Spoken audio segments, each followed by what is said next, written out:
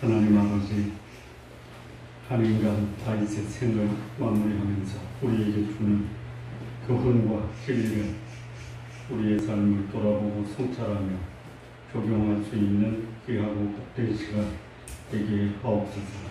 예수님의 이름으로 기도합니다. 아멘. 아멘.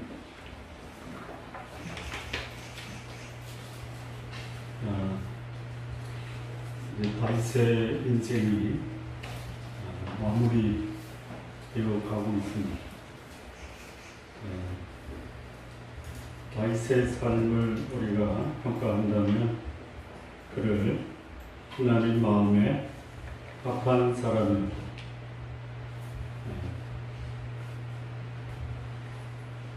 그 다윗의 인생이 하나님 마음에 합했다라는 것은 그가 실수가 없었다, 또는 그가 허물이 없었다라는 것이 아닙니다.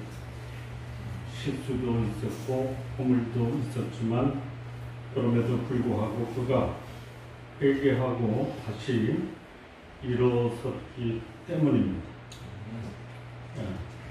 한 사람의 생애에서 그의 삶이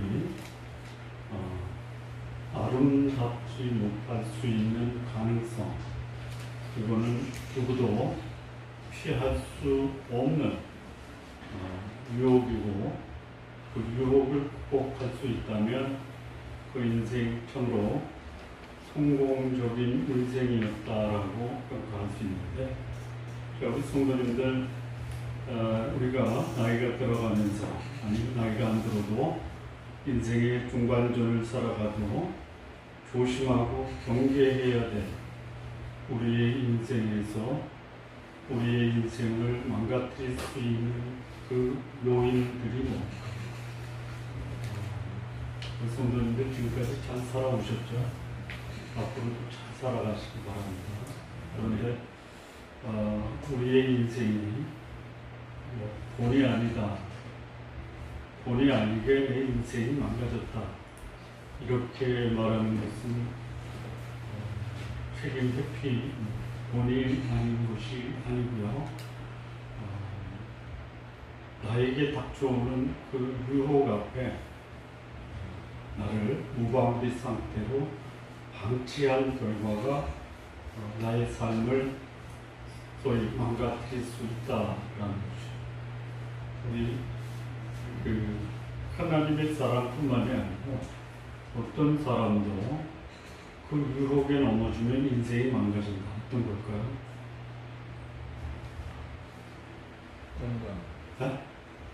건강을 잃어버리면. 건강을 잃어버리면 다 잃어버립니다. 자, 우리 인생을 망가뜨리는 중요한 세 가지 요소가 있다면, 첫째는 뭐냐면 육신의 정욕이라는 유혹에 넘어가는 겁니다. 이 육신의 정욕이라는 유혹 앞에 자유할 수 있는 사람이 없습니다. 육신의 유혹의 대표적인 것이 뭐죠?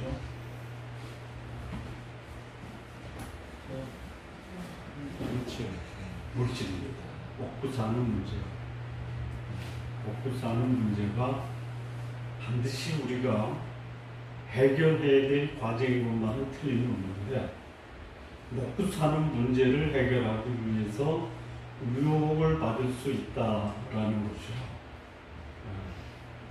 그러니까 먹고 사는 문제는 책임지고 해결하셔야 돼요. 일하기 싫거든 먹지도 말라. 그러니까 먹는 문제 해결하기 위해서 우리 하나님의 백성들이나 모든 사람이 해야 될 책임이 뭐예요? 일하는 겁니다. 나는 일하고 싶은데 일자리가 없다. 일자리가 없는 게 아니고 내가 원하는 일이 없다. 두 번째, 모든 사람이 걸려서 인생을 망가뜨릴 수 있는 두 번째 요인은 뭡니까? 보는 것이 안목의 정입니다. 여러분, 아름다운 것을 보고 아름답다고 말하는 게 잘못이 아닙니다.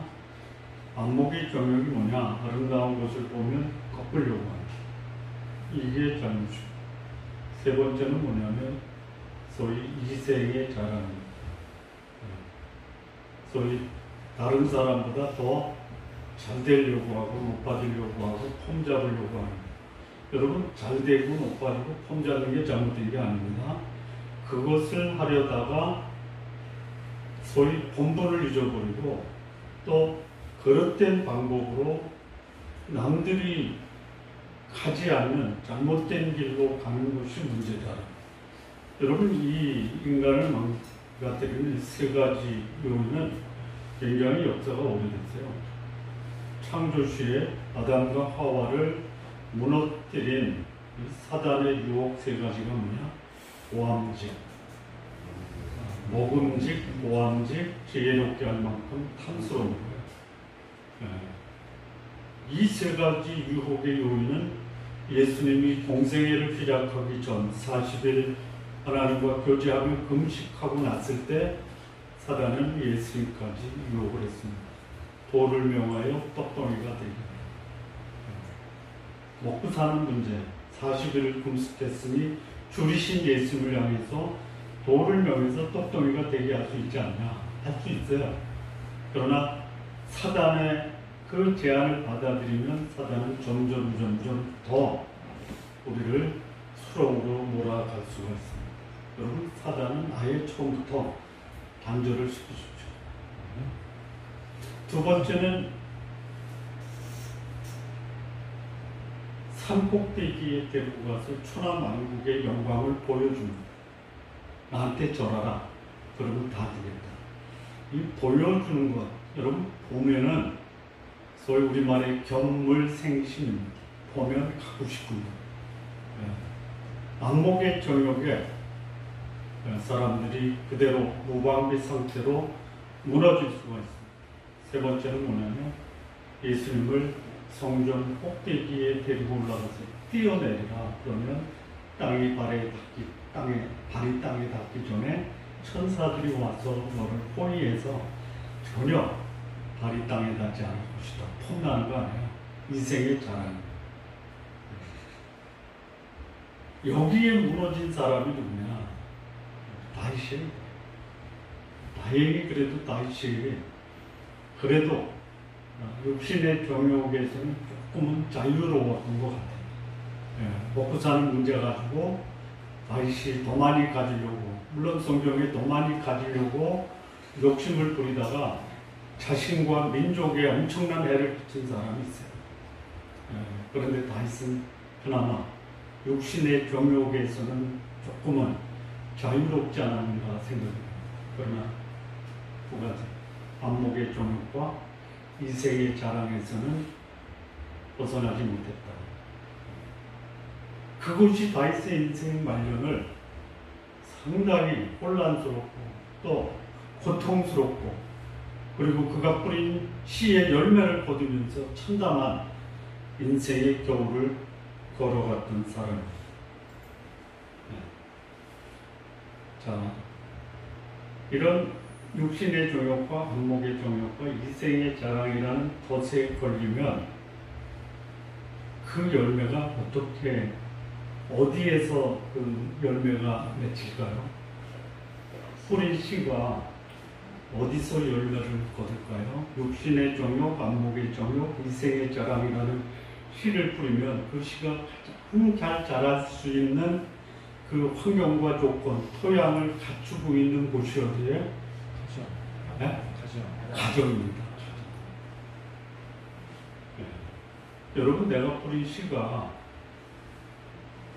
저쪽 다른 동네에서 열매를 맺으면 내 마음이 아픕니까? 아파요. 근데 이 뿌린 씨가 내 가정에서 열매를 거둘 때는요, 참담하기 말할 수 없을 고통입니다. 다윗이 뿌린 씨가 어디서 열매를 거둬요? 어디서 거둬요? 가정에서.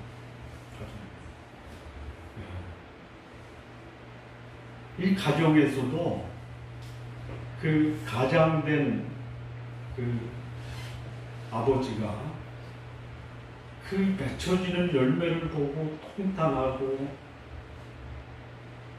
삶이 살 의미를 잃어버리게 하는 그 열매가 누구한테서 맺어지는 거냐면 자녀에게서 맺어요. 이 자녀 교육 잘 시켜야 돼요. 자녀 교육을 잘 시키는 것도 대단히 중요한데요. 더 중요한 것은 뭐냐? 사단이 끊임없이 유혹하는 육신의 정욕, 안목의 정욕, 이생의 자랑에서 부모된 분들이 그 유혹을 극복해내야지 나의 자녀들이 건강하고 바람직하고 그리고 그 자녀 때문에 기쁨과 보람을 느낄 수 있다는 거예요. 이 유혹으로부터 내가 극복하지 못하면 그 극복하지 못한 그 열매가 나의 자녀들을 통해서 나에게 고통과 비통함 이런 열매를 맺게 한다는 거예요. 다윗의 인생에 그가 참 하나님 마음에 합했다라고 하지만 그의 삶을 보면 육신의 정욕, 안목의 정욕, 이생의 자랑에서 벗어날 수 없었어요. 그래서 그가 맺은 열매가 자녀들에게 나타날 때 이 다윗은 그의 인생이 통탄하지 않을 수 없는 참 비참한 인생의 마지막을 걸어갔다라는 거예요. 그런데 그가 그럼에도 불구하고 인간의 연약함을 지니고 있었음에도 불구하고 그 인생이 다시 회복될 수 있었던 것은 그가 자신의 잘못을 직시하고 회개하고 돌이켰다라는 거예요. 그래서 하나님은 그의 인생을 우리가 읽은 말씀처럼 나이 많아 늙도록 구하고 존귀하다가 죽었다라고 평가하는 겁니다. 마지막이 좋아야 돼요. 마지막. 과정 속에 다윗처럼 넘어지고 자빠지고 흔들릴 수 있어요. 일어나 마지막 모습이 영광스럽게 마무리되는 것이 우리 성도님들과 제가 꿈꿔야 될 우리의 인생입니다. 다윗의 인생이 마지막에 영광스러울 수 있던 것, 그가 회개하고 돌이켜 회복한 다음에 하나님이 그의 마음에 준 그 소원을 이루었다라는 것이에요. 제가 전에도 말씀드렸는데 흔들릴 인생, 넘어지는 인생을 다시 회복할 수 있는 회개의 삶이 있으면요, 회개 후에 다시 회복해야 될 것이 뭐냐? 하나님이 나에게 준 사명과 소원을 회복하는 거예요. 거룩한 소원이 하나님이 나에게 주셨어요. 거룩한 사명을 하나님이 나에게 주셨어요. 이거를 회복하는 거예요. 그리고 그 인생은 마지막에 아름답게 끝날 수 있다는 거예요. 우리 주변에 보면 잘 나가다가 한번 무너지고 끝까지 무너지는 사람이 있어요. 무너졌다가도 회복되고 마지막을 아름답게 정리하는 분도 있어요. 우리 성도님들 처음부터 끝까지 다 아름다운 인생이 되기를 소망하시면서 사시되 살아온 과정을 보면 무너진 적도 있고 넘어진 적도 있지만 마지막이 아름다워야 되겠다라는 그 꿈과 소망을 계속 간직하시고 그것을 유지하기 위해서는 하나님이 여러분에게 주신 거룩한 소원, 거룩한 사명 회복하시기 바랍니다. 다윗의 인생이 마지막 그 모습을 보면요, 첫 번째 보겠습니다. 마지막 실수가 나와요. 마지막 실수. 그 사무엘하 24장 말씀입니다. 사무엘하의 마지막 장. 이렇게 시작이 됩니다. 여호와께서 다시 이스라엘을 향하여 진노하사 그들을 치시려고 다윗을 격동시키사 가서 이스라엘과 유다의 인구를 조사하라 하시니라. 이에 왕이 그 곁에 있는 군사령관 요압에게 이르되 너는 이스라엘 모든 지파 가운데로 다니며 이제 단에서부터 부활 새벽까지 인구를 조사하여 백성의 수를 내게 보고하라 하니, 여기 다윗의 마지막 실수가 뭐냐면 인구 조사입니다. 인구 조사. 자, 그런데 이 인구 조사가 어떻게 시작이 되었느냐. 여기 1절을 보면요, 여호와께서 다시 이스라엘을 향하여 진노하셨다라는 것이에요. 저희 다윗이 인구 조사하게 된 배경에는 하나님이 이스라엘을 향한 진노가 있었다. 두 번째는 그래서 그들을 치시려고 하나님이 다윗을 격동시켰다. 다윗 마음에 자신의 이성의 한계를 벗어난 그 생각을 갖게 하고 그 생각을 행동으로 옮겼다. 이게 격동시켰다. 그것이 뭐냐? 이스라엘과 유다의 인구를 조사하라. 여기 보면요, 2절에 단에서부터 부활세대까지 인구를 조사하여 백성의 수를 내게 보고하라. 내게. 왜 그랬을까요? 왜 그랬을까요? 마지막에 다윗이 붙들고 있었던 것이 뭐냐면 내가 다스리는 왕국이 어떠한가를 확인하고 싶었던 거예요. 내가 이룬 왕국의 그 열매가 무엇인지를 확인하고 싶은 거예요. 여러분, 다윗이 자신의 능력과 자신의 업적으로 이스라엘을 이룬 것이 아닙니다. 하나님이 그에게 은혜를 주셔서 임금이 되게 하시고 다스리게 하시고 지금까지 그의 인생을 하나님이 보호하신 거예요. 그 다윗의 여기 군인의 수나 또 그 왕국이 이런 업적이나 이거는 다 하나님이 다윗을 통해서 이루신 은혜의 결과예요. 그렇다면 다윗이 해야 될 것은 내게 그 군인의 수를 알게 해서 내 왕국이 얼마나 위대하고 강한지를 알고 싶은 것이 아니라 하나님이 이만큼 나를 인도하시고 나에게 은혜를 주셨다라는 것에 대해서 겸손하게 감사의 말씀을 하나님께 드려야 되는 것이 다윗의 도리예요. 그런데 그는 자신된 그 비결이 하나님의 은혜인 것을 망각한 거예요.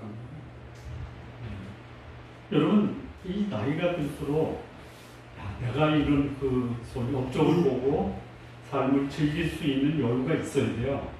그런데 그 공을 나한테 돌리면 요거 내 인생의 후반전이 굉장히 공고할 수가 있어요.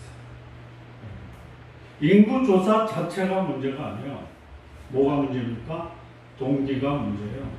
이스라엘 백성이 애굽에 나왔을 때 초창기에 인구조사를 했어요. 가나안에 들어가기 전에 인구조사를 했어요. 인구조사 자체가 문제가 아니에요. 동기가 뭐냐 이거죠.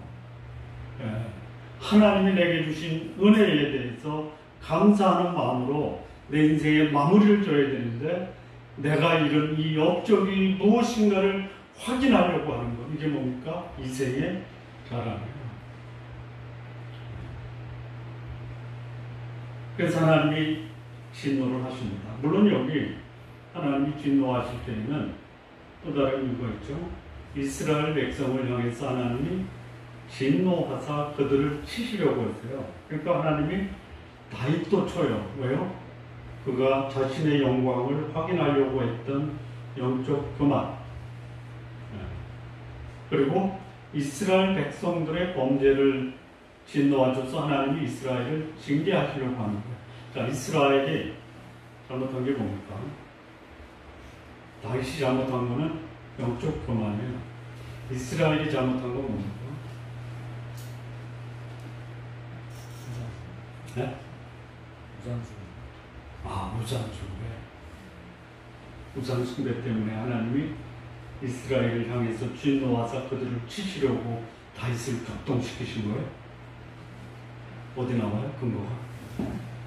그냥 그렇게 생각하신 거죠. 그러니까 그게 어디 나오냐? 다윗 시대의 이스라엘 백성들이 우상 숭배했다라는 게 어디 나와요? 그랬을 것 같아요. 네? 그랬을 것 같아요. 그랬을 것 같아요. 그럴듯하게 얘기를 해야 되는데요. 뭐냐면요, 하나님이 세운 왕이 다윗이죠. 다윗이 잘못했어요. 밧세바를 범했어요. 그래서 그로 인해서 압살롬이 반역을 하죠. 그래서 전 이스라엘이 압살롬을 따랐죠. 압살롬의 반역을 평정하고 돌아오는 길에 베냐민 지파의 세바가 다윗을 또 반란을 일으키죠. 그래서 온 이스라엘이 세바를 따르죠. 이스라엘 백성에게 하나님이 세운 왕이 누구예요? 다윗이죠. 잘못했던, 실수했던, 잘났던, 못났던 하나님이 세운 왕이 다윗이에요. 근데 그거 하나님께 범죄했어요. 그러면 다윗을 징계하고 심판하는 권한은 누구한테 있는 거예요? 그런데 누가 다윗을 반역하고 누가 다윗에게 반란을 벌린 거예요? 이스라엘 전체가.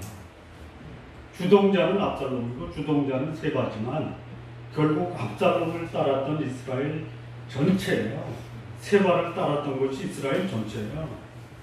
그럼 하나님이 어떻게 하셔야 돼요? 진노하셔야 돼요. 그래서 이스라엘 민족적 범죄와 다윗의 이세의 자랑에 대한 범죄를 하나님이 징계하시는 거예요. 징계하셔서 하나님이 세 가지 그 옵션을 주죠. 외부의 침략, 다윗에 대한 하나님의 심판, 전염병으로 수만 명이 죽는 것. 이 세 가지 중에서 다윗이 선택을 하는데 뭘 선택하죠? 전염병이에요. 정확한 숫자를 제가 확인을 못했는데 한 3만 명 정도 죽임을 당합니다. 지금 우리 코로나로 인해서 한국에 13,000명이 감염이 됐다가 12,000명이 완치가 되고 130여 명이 사망을 했죠. 이거는 그 당시 BC 1000년 전에 하나님이 다윗과 이스라엘 백성을 치시려고 전염병을 내려서 죽게 한 숫자에 비하면 이건 아무것도. 물론 지금 전 세계적으로 1,500만 명이 감염이 됐고 60만 명이 죽었어요. 이것도 사실 과거에 그 역사 속에 나타난 전염병으로 인해서 죽은 사람에 비해서는 아무것도 아닙니다. 17세기, 18세기에 스페인 감염으로, 스페인 독감으로 죽은 숫자가 2천만 명입니다. 그러니까 이게 하나님의 심판의 역사다라고 이렇게 보게 됩니다. 그러니까 다윗의 교만과 이스라엘의 그 하나님 뜻에 대한 반역이 이런 하나님의 심판을 가져왔다. 여기에 다윗의 교만도 결코 간과할 수 없는 범죄다라는 것이. 근데 이 인구조사 후에 다윗의 마음이 좀 다릅니다. 전에는 감추려고 했지만 인구조사 후에는 다윗이 자책을 하고 그 죄를 하나님께 고백을 해요. 사무엘하 24장 10절인데요. 자책을 합니다. 그리고 하나님께 큰 죄를 범했다라고 고백을 합니다. 이게 달라진 모습이에요. 죄를 지을 수 있어요. 그런데 은폐하지 않고 자백하는 이 모습이 다윗이 한다는 게 성숙한 모습이다라는 거예요. 죄를 짓고요. 하나님 앞에 숨기지 마십시오. 조심을 하십시오. 하나님께는 고백 못할 죄가 없어요. 근데 사람들에게는요, 조심하세요. 내가 지은 죄를 사람들에게 그림 그리듯 묘사하지 마십시오. 제가 하나님 앞에 잘못했습니다. 사람에게 잘못한 것은 하나님께 잘못한 거죠. 그래서 혹 잘못해도 사람에게 그것을 고백할 기회가 있다면 저는 하나님 앞에 잘못했습니다. 까지만 하십시오. 더 이상 하지 마십시오. 더 이상 하지 마십시오. 자, 다윗이 연약한 인간성을 가졌기 때문에 실수한 거예요. 근데 성령이 그 마음을 감동시키니까 그것을 하나님 앞에 자백을 합니다. 죄 짓고 숨기는 것은요, 자기 인생을 더 황폐하게 만들 수 있어요. 자백하십시오. 이게 첫 번째, 마지막으로 다윗이 마지막에 실수하는 것, 이세의 자랑의 유혹 앞에 무너집니다. 그리고 다시 일어섭니다. 두 번째, 다윗의 마지막에 일어난 사건은 뭐냐면 갈등이에요. 갈등. 무슨 갈등이냐? 자녀들 사이의 갈등이에요. 열왕기상 1장을 보면요, 아도니아라고 하는 왕자가 다윗이 솔로몬을 왕위에 올렸을 때 그 솔로몬의 왕위에 올라간 것을 반대하면서 반역을 일으킨 사건이 아도니아의 반발이에요. 자, 그런데요, 여기 보면은 열왕기상 2장 15절인데요. 솔로몬의 왕위 계승이 하나님에 의해 작정된 것을 알고도 아도니아가 반발했다.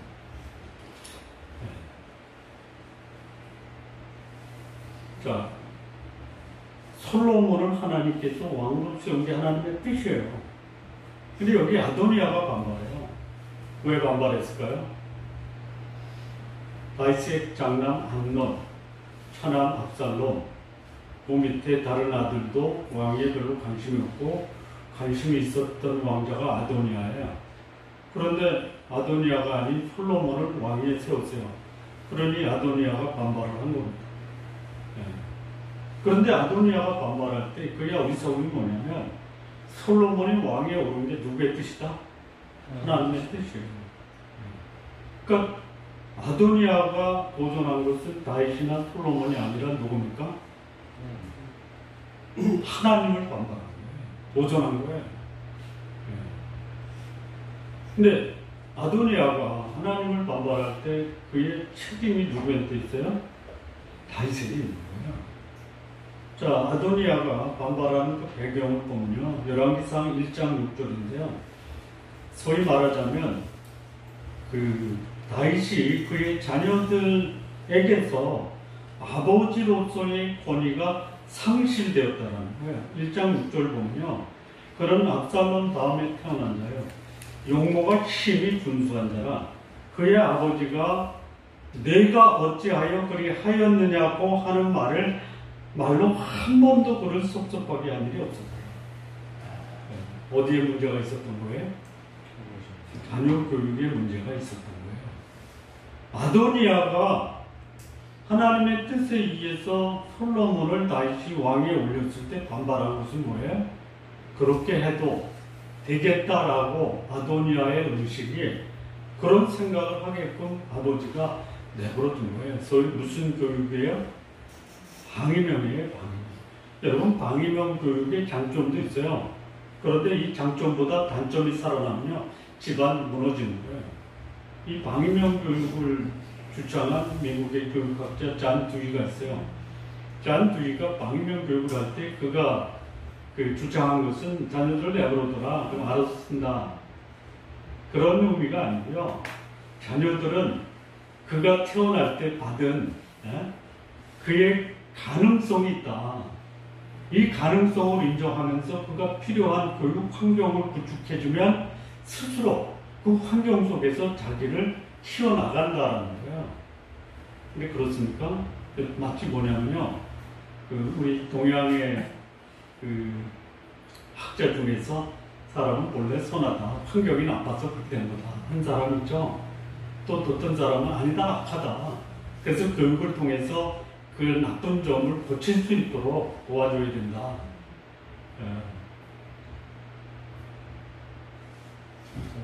저는 두 가지가 다 맞다. 다만 부모가 자녀들에 대한 교육적 책임을 다해야 된다는 가능성이 있어요. 하나님의 형상들이 주면 이거는 키워줘야 돼요. 또 한편으로는 우리는 죄성을 갖고 태어나요. 이 죄성을 극복하도록 부모가 도와줘야 된다라는 것이에요. 근데 여기 다윗은 그냥 방치한 거예요. 방치하면 어떻게 돼요? 이 죄성이 자라요. 그래서 선한 마음이 이 유혹, 제 유혹 앞에서 얼마든지 무너져 내릴 수 있어요. 그걸 부모가 잡아줘야 돼요. 마땅히 행할 길을 아이에게 가르쳐서 나이가 들어서도 그것을 벗어나지 않도록 도와야 될 책임이 누구에게 있느냐? 부모에게 있다는 거예요. 그런데 여기 다윗은요, 이 아도니아가 굉장히 준수했어요. 그래서 그의 아버지 다윗이 내가 어찌하여 그리하였느냐라는 말로 한 번도 그를 섭섭하게 한 일이 없었어요. 잘못하면 잘못했다라고 책망을 해야 돼요. 저는 큰아들에게는 심하게 책망하다가 큰아들에게 지금도 제가 나쁜 아빠 이런 비난을 받아요. 100대 때렸대요 내가. 이게 뭐 동네방네 우리 아들을 아는 사람들은 다 알죠. 여러분도 다 아시죠. 그래서 큰아들이 아빠는 왜 둘째한테 그렇게 관대하냐. 그래서 내가 둘째한테 쓴소리 한 거를 큰아들이 봤어요. 그러면서 그러는 거야. 아빠는 둘째한테도 강도에 있어서는 나보다 더 심하네. 제가 그런 아빠예요. 우리 막내가 저한테 덤벼요 지금. 큰아들, 둘째아들, 셋째아들을 양육하는 방법이 다 달라요. 왜? 아들들이 다르니까. 그래서 막내한테는 미운 자식 뭐 하나 더 주라? 딱 하나 더 주니까 꾹꾹하더라고요.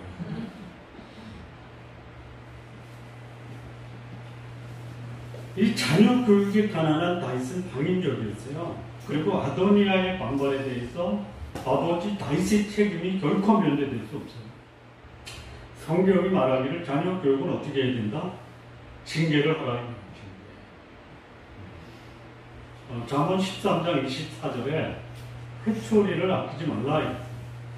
자, 회초리를 들되 회초리에 맞는 자녀들이 내가 맞을 만한 잘못을 했다라고 공감을 할 때 회초리 치라는 거예요. 억울하게 자녀가 부모의 징계를 받고 억울한 마음, 부모에 대한 그 실망을 갖게 하는 것은 잘못된 방법입니다. 잘못하고 매맞아도 감사하는 마음을 갖게 됩니다. 잠언 29장 17절에 보면 네 자식을 징계하라. 그리하면 그가 너를 평안하게 하겠고 또 내 마음에 기쁨을 주리라. 징계해야 돼요. 징계라는 것이 뭐냐면요. 영어로 보면 디스플린이에요. 훈련이에요.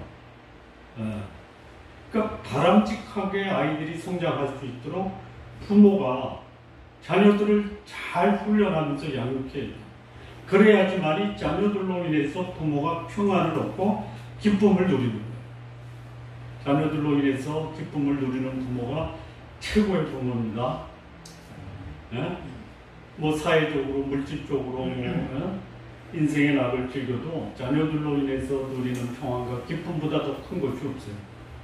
우리 성도님들 자녀들 잘 양육하셔서 자녀로 인한 기쁨과 평안을 마음껏 누리시기 바랍니다.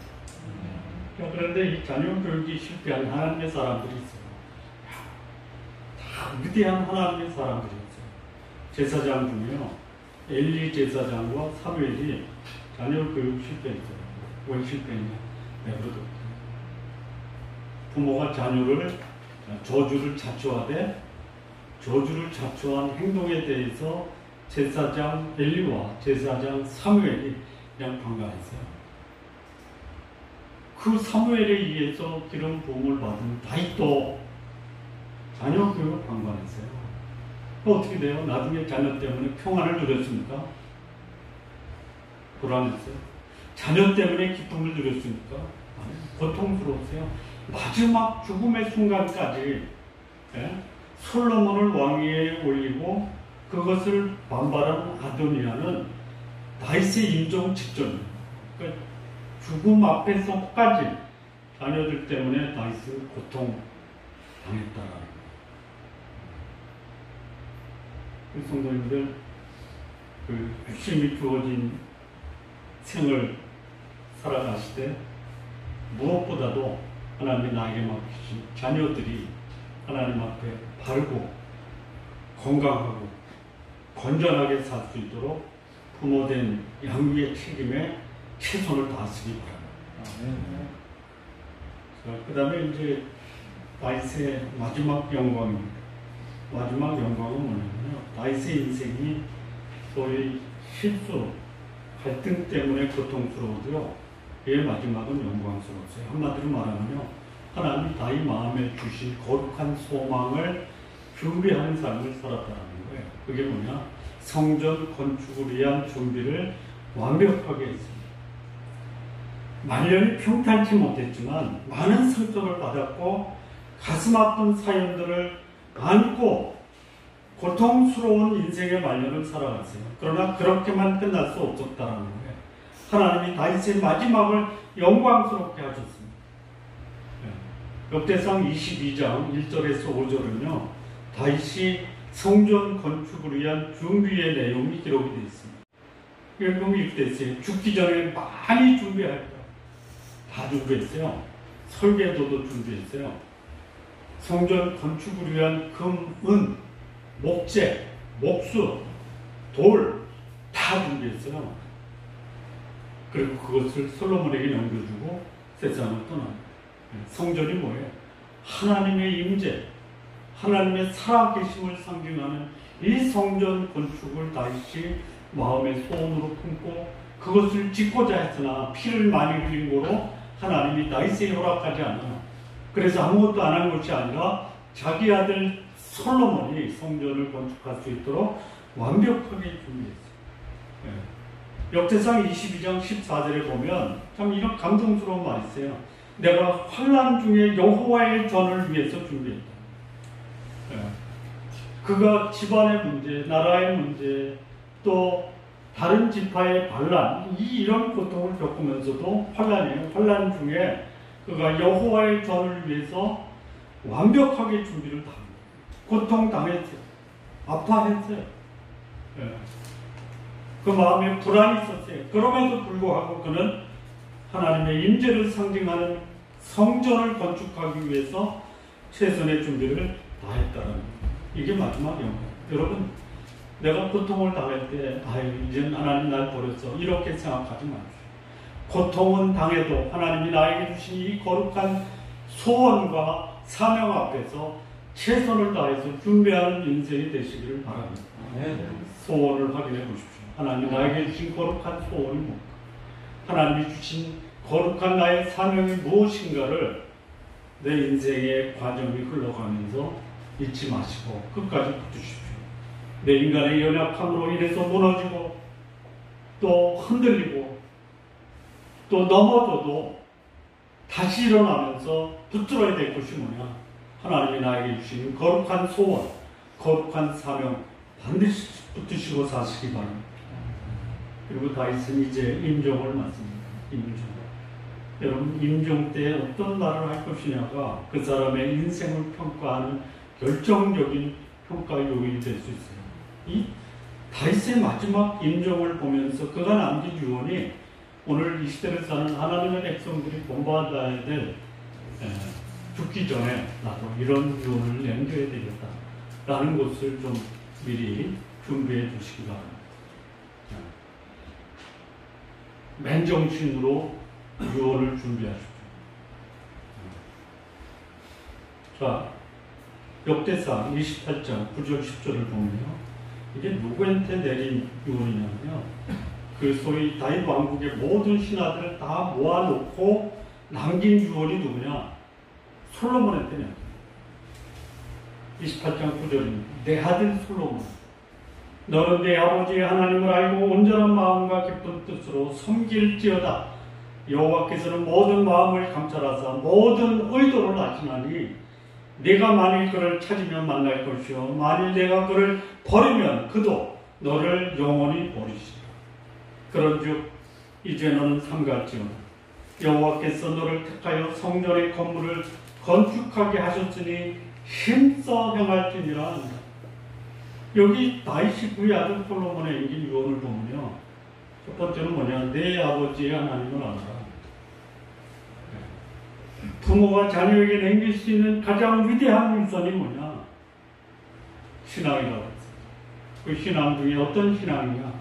아버지가 믿고 섬겼던 그 하나님을 알아라. 하나님을 아는 것이 부모가 자녀에게 남길 수 있는 가장 소중한 위선이에요. 여호와를 아는 것, 여호와를 경외하는 것, 여호와를 아는 지식이 내 인생을 가장 아름답게 만듭니다. 성도님들, 자녀에게 남기실 유언을 미리 준비 좀 하십시오. 사랑하는 아들아, 내 아버지가 알았던 그 하나님을 너도 알기를 바란다. 이런 유언을 남겨주십시오. 여기 알다라는 것은 뭐냐면요, 소위 경험적 지식이에요. 자녀들이 아빠를 보고 아빠가 하나님을 아는데 아빠의 행동 속에서 하나님이 나타납니다. 어려울 때 아빠는 불평하지 않고 아빠는 그 어려운 시기에 하나님의 도움을 구했다. 하나님의 도움을 구하면서 그 어려움을 극복해 나가셨다. 그리고 우리는 아빠가 극복하는 이 하나님을 알고 나도 저렇게 살아야 되겠다. 말로 남긴 유언에 그 말이 포함하고 있는 삶을 다시 살았다. 실수가 없었다라는 것이 아니에요. 실수할 때 우리 아빠가 숨겼더니 하나님이 찾아내서 징계하셨는데, 실수할 때 자백하는 아빠의 모습을 보고 감추고 은폐하는 것이 아니라 하나님 앞에 자백하고 회복해야 되겠구나, 이런 유언을 남기고 있는 것이죠. 평생에 자신이 경험한 하나님, 자신에게 인자하셨던 하나님, 용서하신 하나님, 신실하신 하나님을 내 자녀도 알았으면 좋겠다라는 유언을 남긴 것입니다. 그러면서 네 아비의 하나님을 너도 좀 알았으면 좋겠다. 두 번째는 하나님을 섬기라라고 하는 거예요. 이 섬기다라는 것은 뭐냐면 삶으로 하나님 앞에 살아가는 것, 삶으로 살아가는 것, 하나님이 기뻐하는 삶을 사는 것이 뭐예요? 섬김이에요. 그게 예배예요. 어떻게 섬기라는 온전한 마음과 기쁜 마음으로, 나눠지지 않는 마음으로 하나님을 섬겨라. 하나님 앞에서 살아라. 하나님을 이용하는 것이 아니라 온전한 마음, 한 마음, 나눠지지 않는 마음으로 하나님 앞에 살아라. 그리고 기쁜 마음으로 살아라. 우리 성도님들, 하나님을 기쁜 마음으로 섬기는 것이 내 삶의 기쁨이라는 열매로 돌아오는 것이에요. 하나님을 기쁜 마음으로 섬기는 것이 쉬운 일입니까? 아니면 때로는 고달픕니까? 때로는 궁극적으로는 그 열매가 주는 기쁨 때문에 그 때로는 그 고달픈 것이 충분히 보상되고도 남죠. 여러분 이렇게 생각하세요. 조금 수고한 다음에 거두는 기쁨을 누릴 것이냐, 수고하는 게 귀찮아서 내 편한 대로 하다가 나중에 괴로울 것이냐, 어떻게 하실래요? 여러분에게 선택권을 드리는 거예요. 여러분 열심히 공부해서 좋은 점수 받는 게 나아요? 그냥 일찍 자면서 시험 못 봐서 점수 나쁜 게 나아요? 경험상으로 얘기를 하세요. 마치 뭐 나는 아니고 우리 자녀들만 겪는 걸로 생각하는데 여러분도 옛날에 다 겪었잖아요. 우리 어머니가요, 12시에 라면 끓여서 밥 먹고 공부하라 그래요. 4시에 깨워요. 그렇게 우리 부모님이 저를 키웠어요. 그럼 뭐라 해요? 5분만 더, 5분. 그러면 5분 동안 다 기다리고 있어요. 그래서 5분 지나면 5분 됐는데 이러세요. 5분만 더 하면 안 될게요? 안 될까요? 5분만 더. 10분 지나. 또 5분 지났다. 그럼 미안해서도 일어나는 거예요. 너무 비비고 그냥. 그래서 오늘 제가 된 거예요. 제가 우리 아들들한테 아빠가 알람이다 그러면 아빠는 알람 해놨는데 아직 안 울렸거든.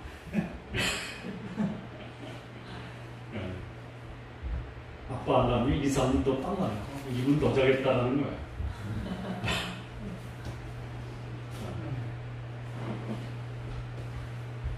하나님을 섬기는 것이 다소 불편할 수 있는데요. 그 결과는 뭐예요? 기쁨이에요. 차라리 조금 고달퍼도 기쁘게 하나님을 섬기시죠. 그러면 내가 그때 불평하지 않고 기쁜 마음으로 하나님을 위해 살았던 그것이 하나님 나에게 그보다 더 큰 기쁨으로 나에게 열매를 안겨줬다라는 고백 경험을 하게 될 것입니다. 자, 이제 마지막인데요. 다윗의 죽음입니다. 이 다윗의 죽음을 보면요, 이렇게 죽어야 되겠구나. 이렇게. 그 죽음을요, 이제는 역시 마찬가지 아까 아들 솔로몬에게 낸 거잖아요.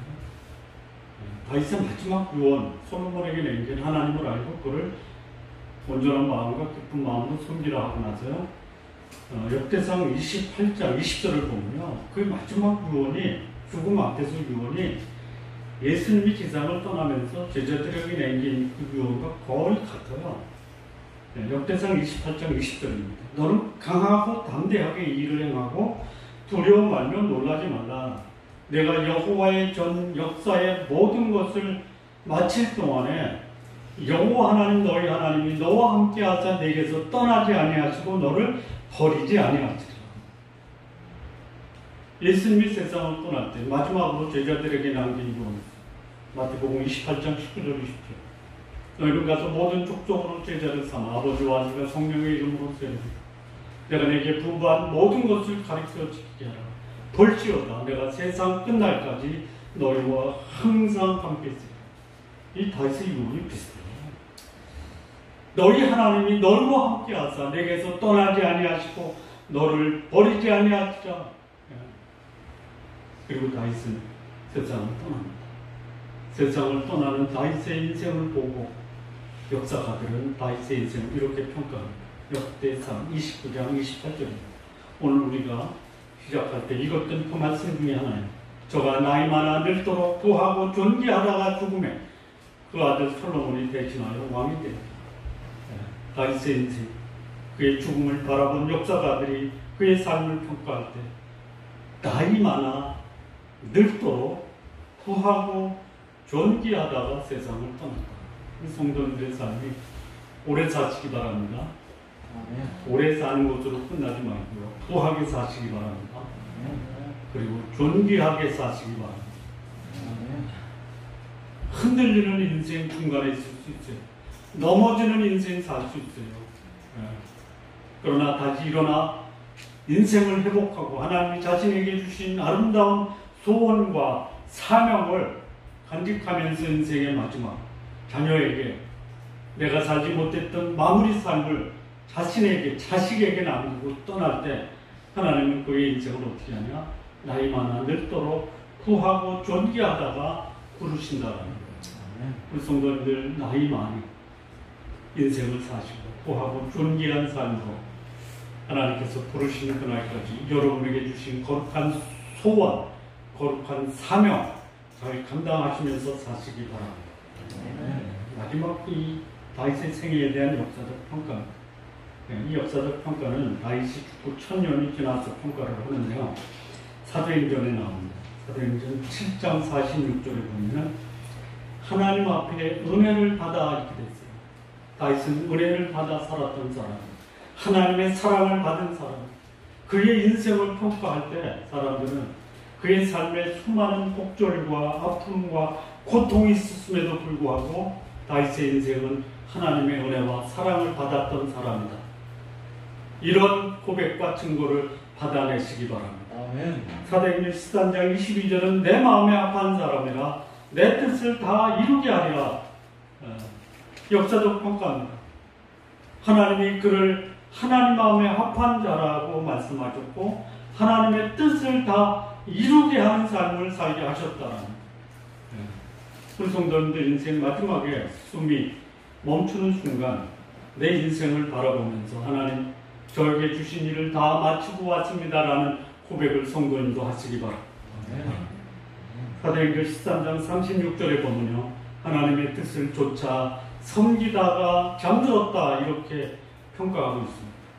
실패와 범죄와 추락했던 수많은 날들이 있었음에도 불구하고 다윗의 인생은 하나님의 뜻을 쫓아 섬기다가 잠든 사람입니다.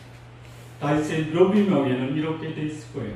여기 하나님의 뜻을 쫓아 하나님을 섬기다가 하나님이 부르신 그날 하나님 마음에 합한 사람으로 불려갔던 사람 다윗. 이 묘비명이 여러분의 묘비명이 되기를 바랍니다. 마무리 짓겠습니다. 우리의 후손들이 먼저 살았던 나를 어떻게 평가할 것이냐. 하나님의 뜻을 쫓아 섬기다가 영광스럽게 세상을 떠난 우리 아버지, 우리 어머니라고 평가받는 성도님들 되시기 바랍니다. 우리 후손에게 하나님을 유산으로 물려줄 그 마지막 순간을 위해서 하나님을 아시고 한 마음으로 기쁜 마음으로 하나님을 섬기는 삶을 사시는 성도님들 되시기 바랍니다.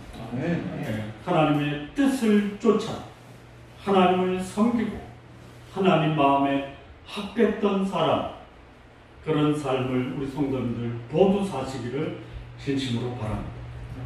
기도하시겠습니다. 하나님 아버지 감사합니다. 하나님 마음에 합했던 사람 그러나 그의 인생 가운데 흔들리고 넘어지고 추락하고 실패했음에도 불구하고 회개하고 회복하여 마침내 하나님이 주신 거룩한 소망과 소원과 사명을 감당했던 바이 오늘을 사는 우리들에게도 동일한 거룩한 소명과 또 거룩한 소원 앞에서 내 삶 하나님의 뜻을 쫓아 살아갈 수 있는 성도님들 되게 하옵소서. 예수님의 이름으로 기도합니다. 아멘. 아멘.